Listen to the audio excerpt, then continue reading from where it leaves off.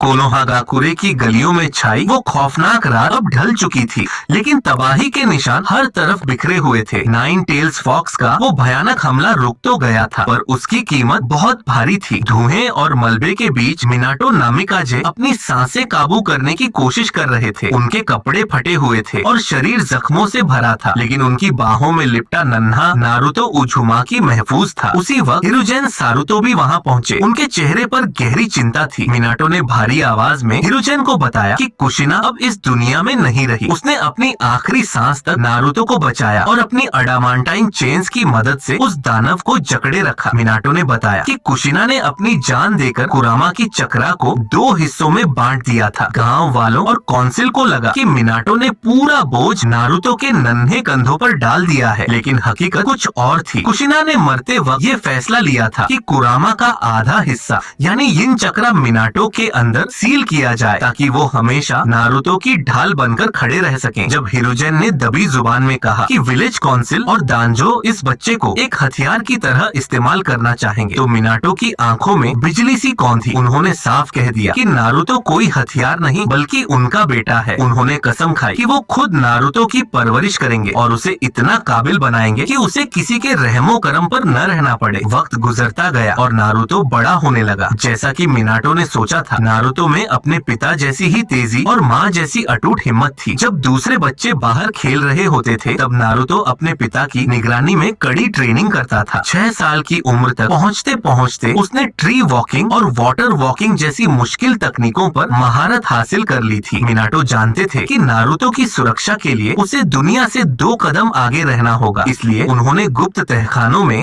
Naruto को अपना सबसे बड़ा हथियार हिराइशिन यानी फ्लाइंग राइजिन सिखाना शुरू कर दिया। ये एक ऐसा जुत्सु था जिसने मिनाटो को येलो फ्लैश बनाया था। नारुतो अपनी छोटी सी उम्र में ही स्पेस टाइम निंजुत्सु की बारीकियों को समझने लगा था। जब नारुतो 8 साल का हुआ और निंजा एकेडमी में दाखिल हुआ, तो वहाँ का मंजर ही अलग था। एकेडमी के बाकी बच्चों के लिए जो चीजें नामुमकिन थी, नारुतो उन्हें पलक झपकते ही कर देता था। सासुके उचिहा, जिसे अपनी पीढ़ी का सबसे काबिल बच्चा माना जाता था, वो भी नारुतो की फुर्ती देखकर हैरान रह जाता। नारुतो के अंदर वो अकेलापन नहीं था जो असल कहानी में था। उसके पास मिनाटो का प्यार और सही मार्गदर्शन था। उसकी काबिलियत को देखते हुए हिरुजेन और इरुका ने मिनाटो को सलाह दी कि नारुतो को एकेडमी में रोक कर रखना उसकी प्रतिभा के साथ नाइंसाफी होगी, इसलिए उसके लिए एक खास ग्रेजुएशन एग्जाम रखा गया। मैदान तैयार था और नारुतो के सामने कोई मामूली निंजा नहीं बल्कि खुद काकाशी हाताके खड़े थे। काकाशी को लगा था कि ये सिर्फ एक छोटा सा टेस्ट होगा, लेकिन जैसे ही मुकाबला शुरू हुआ,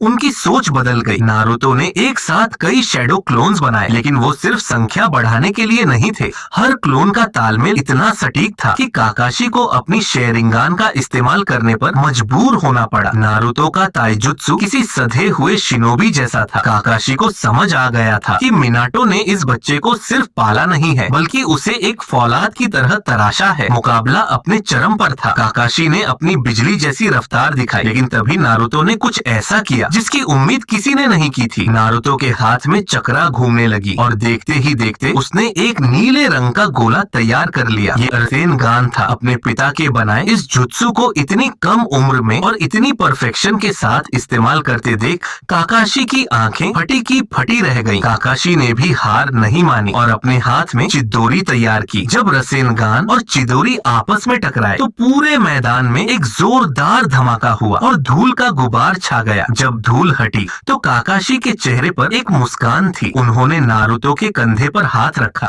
और ऐलान किया कि ये लड़का सिर्फ पास ही नहीं हुआ है, बल्कि इसकी काबिलियत एक जोनिन लेवल के निंजा के बराबर है। मिनाटो दूर से ये सब देख रहे थे और उनके चेहरे पर गर्व था, क्योंकि उनका बेटा अब अपनी पहचान बनाने के लिए तैयार। नारुतो की इस बेमिसाल कामयाबी की गूंज सिर्फ कोनोहा की दीवारों तक सीमित नहीं रही। धीरे धीरे ये खबर हवा की तरह फैलते हुए दूसरे बड़े गांवों जैसे इवागाकुरे, कुमोगाकुरे और सुनागाकुरे तक पहुंच गई। हर तरफ बस एक ही चर्चा थी कि लीफ विलेज के पास अब एक नहीं बल्कि 2 येलो फ्लैश मौजूद हैं। मिनाटो नामिकाजे की दहशत पहले से ही दुश्मनों के दिलों में थी और अब उनके बेटे नारुतो उजुमाकी की इस असाधारण प्रतिभा ने बाकी देशों के कागे और उनके शिनोबी को डरने पर मजबूर कर दिया था। उन्हें लगने लगा था कि अगर यह लड़का इसी रफ्तार से बढ़ता रहा, तो कोनोहा की ताकत को रोकना नामुमकिन हो जाएगा। लेकिन मिनाटो एक समझदार होकर होकागे थे। वो जानते थे कि सिर्फ ताकतवर होना काफी नहीं है, एक महान निंजा बनने के लिए धैर्य और अनुशासन की भी जरूरत होती है। दुनिया की नजरों से नारुतो की असली पावर को छुपाने और उसे शिनोबी जीवन की हकीकत सिखाने के लिए मिनाटो ने उसे जानबूझकर बोरिंग डी रैंक मिशंस पर भेजना शुरू किया। अब नारुतो का काम था खोई हुई बिल्लियों को ढूंढना, बागीचों की सफाई करना और गांव वालों की छोटी मोटी मदद करना। हालांकि नारुतो को ये काम काफी उबाऊ लगते थे, पर मिनाटो का मकसद उसे ऑब्जर्वेशन और बारीकियों को समझना सिखाना था। अक्सर इन मिशंस के दौरान युगाओ उजुकी उसकी सुपरवाइजर होती थी, जो चुपचाप रहकर उसकी हर हरकत पर नजर रखती थी और उसे गाइड करती थी। आखिरकार वो वक्त आया जब नारुतो को अपना पहला सी रैंक मिशन मिला। उसे और काकाशी हाताके को एक ब्रिज बिल्डर ताजुना को लैंड ऑफ वेव्स तक सुरक्षित पहुंचाना था। सफर की शुरुआत शांत थी, लेकिन नारुतो के अंदर वो कुदरती सेंसिंग पावर थी जो उसे बचपन की ट्रेनिंग से मिली थी। रास्ते में चलते हुए नारुतो ने देखा कि जमीन पर पानी का एक छोटा सा गड्ढा बना हुआ है, जबकि पिछले कई दिनों से बारिश भी नहीं हुई थी। नारुतो तुरंत समझ गया कि ये कोई साधारण पानी नहीं बल्कि दुश्मन का जाल है। जैसे ही डेमन ब्रदर्स ने अचानक हमला किया, नारुतो ने बिना किसी घबराहट के अपनी फुर्ती दिखाई। उसने अपनी जबरदस्त स्पीड का इस्तेमाल किया और पलक झपकते ही उन दोनों चुनीन लेवल के दुश्मनों को बेहोश कर दिया। काकाशी ये देखकर दंग रह गए कि नारुतो ने बिना किसी बड़ी मेहनत के इस खतरे को भांप लिया और उसे खत्म भी कर दिया। जैसे ही टीम लैंड ऑफ वेव्स की सरजमी पर पहुंची, माहौल भारी होने लगा। अचानक घनी धुंध छा गई और उनके सामने मिस्ट का खतरनाक भगोड़ा निंजा जाबुझा मोमोची आ खड़ा हुआ। जाबुझा की खौफनाक तलवार और उसकी कातिलाना नीयत को देख काकाशी ने नारुतो को फौरन पीछे हटने और ताजुना की रक्षा करने को कहा, लेकिन नारुतो ने पीछे हटने से साफ मना कर दिया। उसने काकाशी से कहा कि वह अब सिर्फ एक स्टूडेंट नहीं है बल्कि एक शिनोबी है। नारुतो और जाबुझा के बीच मुकाबला शुरू हुआ। जाबुझा ने अपनी हिडन मिस्ट तकनीक से पूरे इलाके को ढक दिया था, जहां कुछ भी देख पाना नामुमकिन था। लेकिन नारुतो ने अपनी बंद आंखों से जाबुझा की आहट और उसके चक्रा को महसूस किया। उसने अपने दिमाग और कुदरती रफ्तार का ऐसा तालमेल बिठाया कि जाबुझा भी चकरा गया। नारुतो ने बिना टेलीपोर्टेशन का इस्तेमाल किए धुंध के अंदर जाबुझा को चकमा दिया और अचानक उसके पीछे पहुंचकर उसके गले पर कुनाई रख दी। जाबुझा जैसा खूंखार हत्यारा एक छोटे से बच्चे के हाथों अपनी हार देखकर गहरे अपमान और हैरानी में डूब गया। उसे यकीन नहीं हो रहा था कि कोनोहा का एक बच्चा उसे इस तरह मात दे सकता है। तभी अचानक एक रहस्यमयी नकाबपोश लड़का हाकू वहां पहुंचा। उसने सुइयों सेनाबोन की मदद से जाबुझा पर हमला किया और उसे फेंक किल करके वहां से ले गया। सबको लगा कि जाबुझा मर चुका है, लेकिन नारुतो की पैनी नजरों ने देख लिया था कि हाकू ने जाबुझा के शरीर के उन पॉइंट्स पर वार किया है जिससे इंसान सिर्फ कुछ देर के लिए बेहोश होता है। नारुतो समझ गया कि खतरा अभी टला नहीं है और जाबुझा अभी भी जिंदा है। जब इस लड़ाई की रिपोर्ट और नारुतो के प्रदर्शन की खबर बाकी गांवों के कागे तक पहुंची, तो वहां हड़कंप मच गया। फोर्थ राइकागे और दूसरे बड़े लीडर्स को अब यकीन हो चला था कि नारुतो उजुमाकी भविष्य में उनके लिए सबसे बड़ा खतरा साबित होगा। कोनोहा की बढ़ती हुई इस नई ताकत ने अंतरराष्ट्रीय राजनीति में हलचल मचा दी थी। अब कई बड़े देश और उनके लीडर्स मिलकर कोनोहा के इस नए खतरे को हमेशा के लिए खत्म करने का एक गुप्त और खतरनाक प्लान बनाने लगे थे। पूरी दुनिया की नजरें अब उस एक लड़के पर थीं, जो अपने पिता की परछाई से निकलकर एक नया इतिहास लिखने की ओर बढ़ रहा था। ताजुना के घर पहुंचते ही माहौल में एक अजीब सी खामोशी और दुख महसूस हो रहा था। टीम का सामना ताजुना की बेटी सुनामी और उनके पोते इनारी से हुआ। इनारी की आंखों में शिनोबी के लिए सिर्फ नफरत और बेरुखी थी। उसे लगता था कि निंजा सिर्फ लड़ने और मरने की बातें करते हैं, जबकि असल जिंदगी की तकलीफों का उनके पास कोई हल नहीं है। गातो नाम के एक क्रूर व्यापारी ने इनारी के पिता समान काइजा को बेरहमी से मार दिया था, जिसने पूरे गांव की हिम्मत तोड़ दी थी। इनारी को यकीन हो चुका था कि कोई भी हीरो उन्हें इस जुल्म से नहीं बचा सकता। नारुतो ने इनारी के इस दुख को करीब से देखा, लेकिन उसने अपनी हिम्मत हारने के बजाय इसे एक चुनौती की तरह लिया। अगले कुछ दिन कड़ी ट्रेनिंग के नाम रहे। काकाशी जानते थे कि जाबुझा और उसका रहस्यमयी साथी दोबारा हमला जरूर करेंगे। उन्होंने नारुतो को ट्री क्लाइंबिंग की एक और भी मुश्किल और एडवांस प्रैक्टिस करवाई, जिसमें उसे बिना हाथों के इस्तेमाल के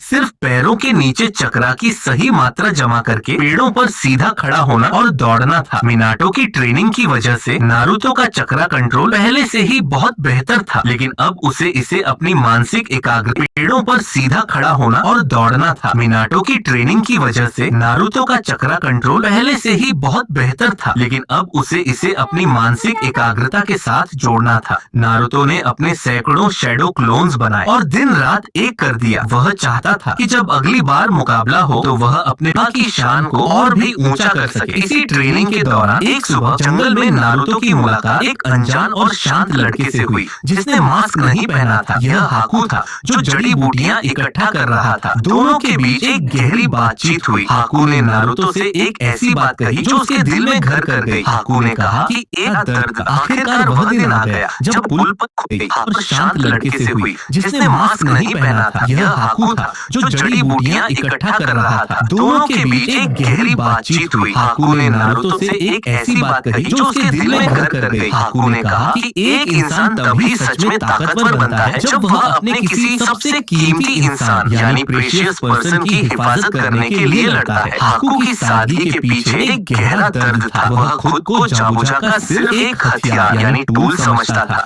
जिसका अपना कोई वजूद नहीं था। नारुतो को उस वक्त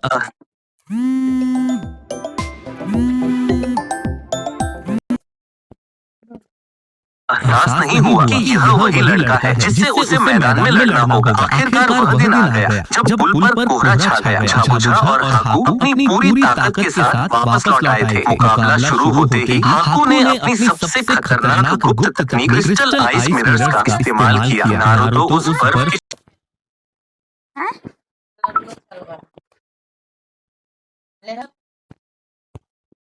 शीशों के जाल के बीच फंस गया था। हाकू की रफ्तार इतनी तेज थी कि वह हर तरफ से बर्फ के शीशों से निकलकर नारुतो पर सेनाबोन सुइयों से हमला कर रहा था। नारुतो का पूरा शरीर जख्मों से भर गया था और वह धीरे धीरे अपनी ताकत खो रहा था। लेकिन तभी दर्द और थकान के बीच नारुतो को इनारी की वो रोती हुई आंखें और अपने पिता मिनाटो का वो चेहरा याद आया जिसने उसे हमेशा एक हीरो बनने की सीख दी थी। नारुतो के अंदर एक अजीब सी हलचल शुरू हुई। उसके सीने में दबी हुई कुरामा की वो विशाल और खौफनाक चक्रा उबलने लगी। नारुतो की नीली आंखें अचानक गहरी लाल हो गईं और उसकी पुतलियां एक दरिंदे की तरह पतली हो गईं। उसके चारों तरफ एक लाल रंग का डरावना चक्रा फैल गया जो गहरे जख्म कुछ पल पहले जानलेवा लग रहे थे वो चमत्कारिक रूप से अपने आप भरने लगे। कुरामा की उस बेकाबू शक्ति ने नारुतो को एक ऐसी ताकत दी जिसे हाकू जैसा शिनोबी भी नहीं समझ सका। नारुतो ने एक जोरदार चीख मारी और उसके शरीर से निकली चक्रा की एक शक्तिशाली शॉकवेव ने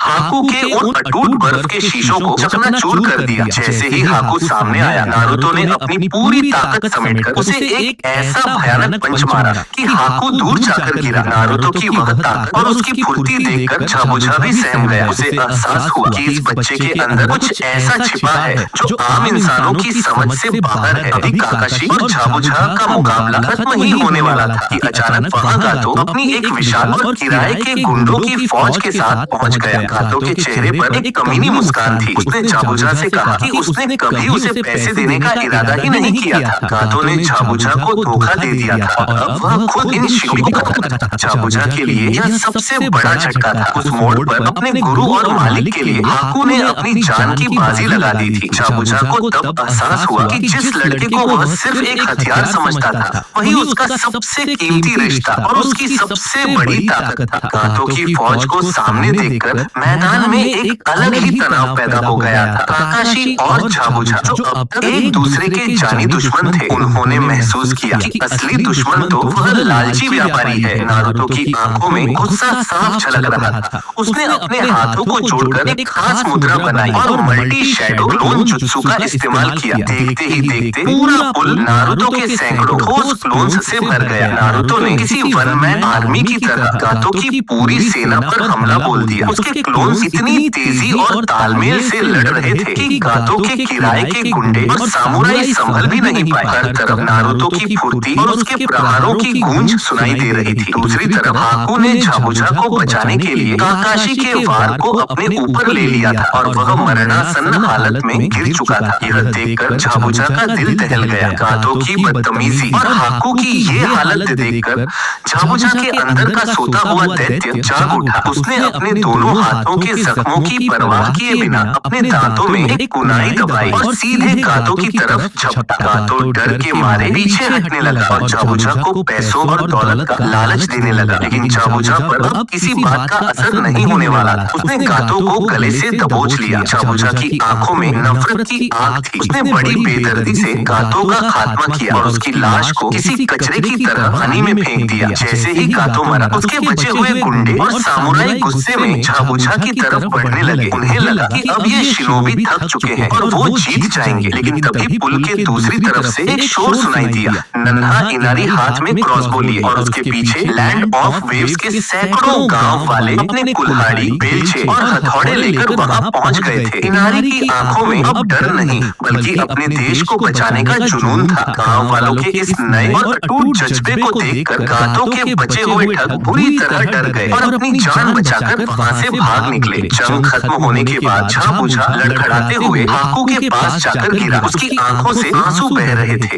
उसने हाकू का चेहरा छुआ और रोते हुए उससे माफी मांगी। चाबुचा ने भारी मन से कहा कि हाकू उसके लिए कभी कोई हथियार या टूल नहीं थी, बल्कि वही उसके जीने की इकलौती वजह और उसका सबसे कीमती इंसान थी। यह मंजर देखकर नारुतो आगे बढ़ा। उसने अपने पिता से सीखा हुआ मेडिकल निंजुत्सु का ज्ञान इस्तेमाल किया और एक क्लोन की मदद से हाकू के बहते खून को रोका। नारुतो ने चाबुचा को दिलासा दिया कि हाकू अभी जिंदा है और उसकी सांसें चल रही हैं। नारुतो ने चाबुचा को सलाह दी कि वह अपनी इस ताकत का इस्तेमाल हाकू को एक बेहतर भविष्य देने के लिए करे। नारुतो ने चाबुचा को एक नया रास्ता दिखाया। उसने कहा कि वह किरिकाकुरे मिस्ट विलेज वापस जाए, जहां मेई तेरुमी खूनी शासन के खिलाफ विद्रोह का नेतृत्व कर रही है। नारुतो ने उसे समझाया कि वह वहां जाकर एक नया घर और एक नया मकसद तलाश सकता है। चाबुचा ने पहली बार किसी के सामने अपना सिर झुकाया और नारुतो का शुक्रिया अदा करके हाकू को अपनी बाहों में उठाया और वहां से निकल गया। एक हफ्ते बाद वह महान पुल बनकर तैयार हो गया। गांव वालों ने नारुतो की बहादुरी और उसकी प्रेरणा को सम्मान देने के लिए उस पुल का नाम द ग्रेट नारुतो ब्रिज रखा। टीम काकाशी जब वापस कोनोहा पहुंची तो मिनाटो नामिकाजे ने अपने बेटे का स्वागत एक गौरवशाली पिता की तरह किया। उन्हें खुशी थी कि नारुतो ने न सिर्फ मिशन पूरा किया बल्कि एक दुश्मन का दिल भी बदल दिया। अगले 6 महीनों तक नारुतो ने अपनी ट्रेनिंग और भी सख्त कर दी। उसने लगातार सी और बी रैंक के कई मुश्किल मिशन पूरे किए, जिसकी वजह से शिनोबी दुनिया में लोग उसे लिटिल फ्लैश के नाम से पुकारने लगे। लेकिन असली ट्रेनिंग तो रातों को होती थी, जब मिनाटो उसे हिराइशिन फ्लाइंग राइजिन का दूसरा स्तर सिखाते थे। नारुतो अब इतना माहिर हो चुका था कि वह हवा में फेंकी गई कुनाई पर भी पलक झपकते ही टेलीपोर्ट हो सकता था। यह एक ऐसी एडवांस स्किल थी जिसे खुद मिनाटो को सीखने में कई साल लग गए थे। लेकिन नारुतो ने इसे अपनी मेहनत और कुरामा के साथ बढ़ते अपने तालमेल की वजह से बहुत जल्दी हासिल कर लिया था। नारुतो अब सिर्फ एक बच्चा नहीं बल्कि कोनोहा का एक उभरता हुआ चमकता सितारा बन चुका था। कोनोहा गाकुरे के ऊंचे होकागे ऑफिस की खिड़की से बाहर देखते हुए मिनाटो नामिकाजे ने एक गहरी सांस ली। गांव में हलचल तेज हो गई थी क्योंकि चुनिन एग्जाम्स का वक्त करीब आ गया था। मिनाटो ने इस बार के एग्जाम्स को सिर्फ एक परीक्षा नहीं बल्कि कोनोहा की बढ़ती ताकत के प्रदर्शन के तौर पर देखा था। उन्होंने नारुतो को अपने पास बुलाया और बड़ी संजीदगी से आदेश दिया कि उसे इन एग्जाम्स में पूरी तरह से अपना दबदबा कायम करना है, यानी डोमिनेट करना है। हालांकि उन्होंने एक सख्त शर्त भी रखी। मिनाटो ने कहा कि नारुतो किसी भी सूरत में हिराइशिन यानी फ्लाइंग राइजिन का इस्तेमाल नहीं करेगा। वह चाहते थे कि दुनिया को अभी कोनोहा के इस नए येलो फ्लैश की असली रफ्तार और सीक्रेट तकनीक का अंदाजा न हो। वह नारुतो की ताकत को एक सरप्राइज की तरह बचाकर रखना चाहते थे। जैसे जैसे एग्जाम्स की तारीख नजदीक आई, कोनोहा की सड़कों पर दूसरे गांवों के अजनबी और खतरनाक शिनोबी नजर आने लगे। एक दोपहर नारुतो टहल रहा था, तभी उसकी मुलाकात सुनागाकुरे सैंड विलेज के भाई बहनों कंकुरो, तेमारी और गारा से हुई। वहाँ का माहौल अचानक भारी हो गया। नारुतो की नजर जब गारा से मिली तो उसे एक अजीब सी सिहरन महसूस हुई। गारा की आंखों के नीचे के काले घेरे और उसकी खौफनाक खामोशी नारुतो को अंदर तक हिला गई। नारुतो ने गारा की उन सूनी आंखों में वही गहरा अकेलापन देखा जो शायद उसने खुद महसूस किया होता अगर उसके पिता मिनाटो उसके साथ न होते। गारा ने बड़ी बेरहमी से नारुतो को घूरा और उसे जान से मारने की धमकी दे दी। नारुतो समझ गया था कि यह लड़का सिर्फ एक निंजा नहीं बल्कि उसके अंदर कोई बहुत बड़ा और अंधेरा राज छिपा है। आखिरकार चुनिन एग्जाम का पहला चरण शुरू हुआ, जो कि एक लिखित परीक्षा रिटन टेस्ट थी। इस टेस्ट की कमान इबिकी मोरिनो के हाथ में थी, जो अपनी सख्त मिजाजी और मनोवैज्ञानिक दबाव डालने के लिए मशहूर थे। जैसे ही पेपर सामने आया, नारुतो ने भांप लिया कि यह कोई मामूली इम्तिहान नहीं है। सवाल इतने मुश्किल थे कि एक औसत जेनिन के लिए उन्हें हल करना नामुमकिन था। नारुतो ने तुरंत दिमाग लगाया और समझ गया कि यह असल में इंफॉर्मेशन गैदरिंग यानी गुप्त जानकारी जुटाने का टेस्ट है। उसे समझ आ गया कि उसे बिना पकड़े चोरी करनी है। नारुतो ने अपनी बेहतरीन चक्रा कंट्रोल का परिचय दिया। उसने एक बहुत ही नन्हा, लगभग एक मक्खी के साइज का शैडो क्लोन बनाया। यह क्लोन इतना छोटा था कि किसी की नजर उस पर नहीं पड़ सकती थी। वह नन्हा क्लोन पूरे कमरे में उड़ते हुए उन शिनोबी के पास गया जिन्हें जवाब पता थे, और सारी जानकारी इकट्ठा करके वापस नारुतो के पास आ गया। नारुतो ने महज 10 मिनट के अंदर अपना पूरा टेस्ट खत्म कर लिया और आराम से बैठ गया। वह जानता था कि उसके पिता ने उसे सिर्फ लड़ना नहीं बल्कि हर स्थिति का बारीकी से मुआयना करना सिखाया है। टेस्ट के आखिर में इबिकी मोरिनो ने अपना असली खेल शुरू किया। उन्होंने 10वें सवाल की घोषणा की और एक खतरनाक शर्त रखी। उन्होंने कहा कि जो भी इस सवाल का गलत जवाब देगा या इसमें फेल होगा, वह पूरी जिंदगी कभी भी चुनिन एग्जाम नहीं दे पाएगा और हमेशा के लिए एक जेनिन बनकर रह जाएगा। पूरे कमरे में डर और दहशत का माहौल छा गया। कई बच्चे डर के मारे हार मानकर बाहर जाने लगे, लेकिन नारुतो के चेहरे पर रत्ती भर भी खौफ नहीं था। वह जानता था कि एक शिनोबी कभी अपने रास्ते से पीछे नहीं हटता। नारुतो अपनी जगह पर मजबूती से खड़ा हुआ और मेज पर हाथ मारकर इबिकी की आंखों में आंखें डालकर बोला कि वह इन धमकियों से नहीं डरता। उसने इबिकी के इस साइकोलॉजिकल गेम को सिरे से खारिज कर दिया।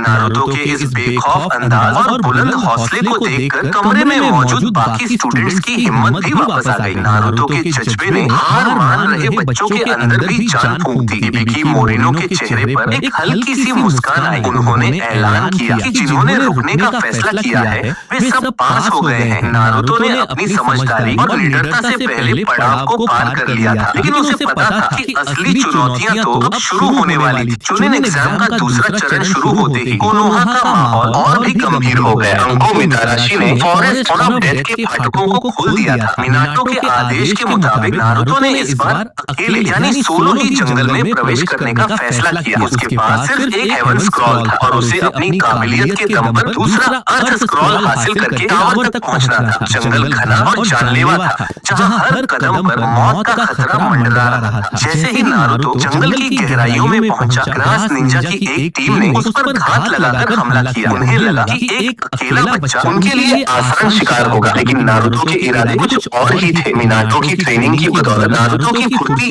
इतनी ज्यादा थी कि ग्रास निंजा को संभलने का मौका ही नहीं मिला। महज 5 सेकंड के अंदर नारुतो ने अपने ताइजुत्सु और सटीक वार से उन तीनों निंजाओं को जमीन सुंघा दी। उसने उनसे अर्थ स्क्रॉल छीना और अपनी पहली जीत दर्ज की। हालांकि उसके पास अब दोनों स्क्रॉल थे और वह सीधे टावर की तरफ जा सकता था, लेकिन नारुतो के दिमाग में कुछ और चल रहा था। उसे हवा में एक बहुत ही भारी और काली चक्रा महसूस हो रही थी। यह वही नफरत से भरी ऊर्जा थी जिसे उसने गारा के अंदर महसूस किया था। नारुतो टावर जाने के बजाय गारा की तरफ निकल पड़ा, क्योंकि वह पूरी दुनिया को और गारा को यह दिखाना चाहता था कि कोनोहा का भविष्य किस मिट्टी का बना है। जंगल के एक सुनसान हिस्से में नारुतो ने देखा कि गारा बड़ी बेरहमी से निंजा की एक टीम को अपने रेत के चंगुल में कुचल रहा था। गारा के चेहरे पर मौत का सन्नाटा था। जैसे ही गारा की नजर नारुतो पर पड़ी, दोनों के बीच एक खौफनाक मुकाबला शुरू हो गया। गारा का एब्सोल्यूट डिफेंस यानी रेत की वो ढाल